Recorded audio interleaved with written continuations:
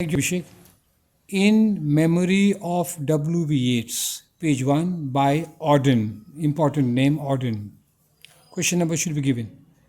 In Memory of W.B. Yeats, 1939, is an elegy by W.H. Auden. An elegy is a poem written on the death of a person. कोई आदमी मर जाता है, उस पर कविता लिखी जाती है, उसको कहते हैं elegy.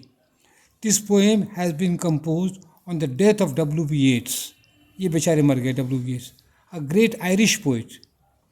Yeats says, देखिए एस नाम है, apostrophe यहाँ पर है.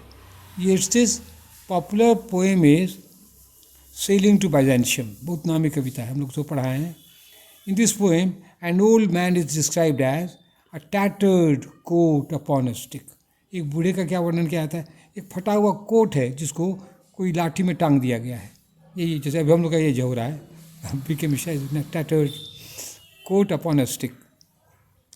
This great poet died in 1939.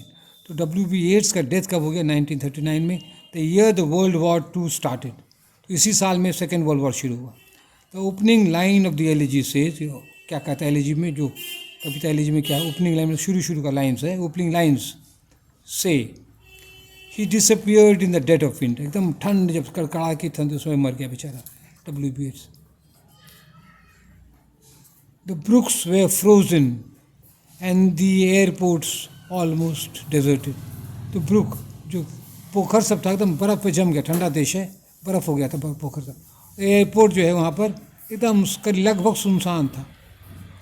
W.B. Yeats died in a dark hour of human history. ये मानव समाज के दुखद समय में मरा, दुखद समय में मरा. People way fighting war and killing one another. उसमें लड़ाई हो रही थी, चारों बगल एक दूसरे को मार रहे थे.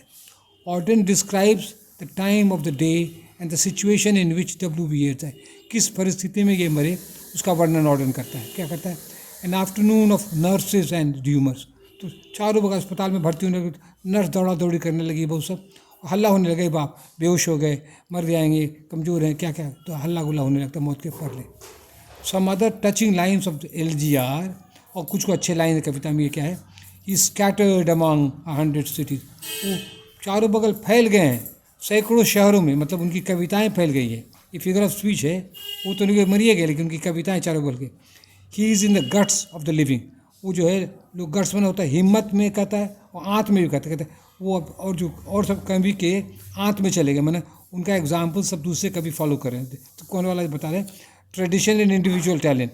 अब ये ट्रेडिशन में चले गए, अब लोग इसका परंपरा फॉलो करें. He is in the guts of the living. ठीक है, पेज 3 बेटा, ये लास्ट पेज है, छोटा सा आंसर है. Poetry makes nothing happen. एक व्यंग्यात्मक लाइन उसमें है कि कविता से क्या होना जाना है, कुछ नहीं होता है. तो ये है ऑर्डन का लाइन है ये. इन शॉर्ट, अब कंक्लूजन दे रहे हैं, छोटा आंसर लिखना है 250 वर्ड्स में. In short, in memoriam of W.B. Yeats is a modern elegy. ये एलिजी क्या है? मॉडर्न एलिजी है. It is different from elegy written in the country churchyard by Thomas Gray, a pre romantic poet. ये pre romantic poet है, 18th century का अंत का है, ये प्री रोमांटिक है. Auden's elegy is different from the Scholar Gipsy by Arnold, a Victorian poet. और ये जो है स्कॉलर, ये भी एलिजी है, लेकिन विक्टोरियन एज का है. समझ गए? तो इस सबसे ये भिन्न है. लास्ट में कंक्लूजन क्या देंगे?